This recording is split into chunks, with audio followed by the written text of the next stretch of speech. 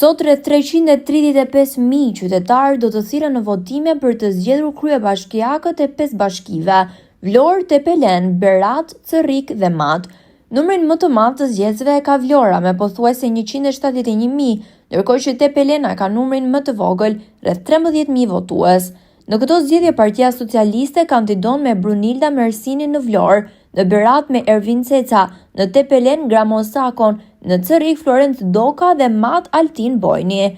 Opozita nuk ka propozuar asnjë emër politik, por do të mbështes kandidatët e pavarur. Për kryebashkiak të Vlorës, opozita mbështet Dionis Sota, ndërkohë që në Garë është edhe Gjergj Nika, antar i Këshillit Bashkiak që në vitin 2023 u zgjodh në listën e Partisë Demokratike.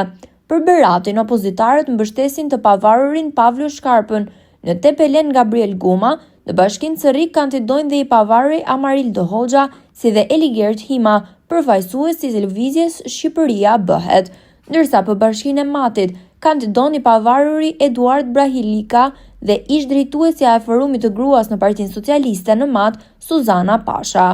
Për të garantuar sigurinë në 5 bashkitë ku do të zhvillohen zgjedhjet, Drejtoria e Përgjithshme e Policisë së Shtetit ka hartuar plan të detajuar masash.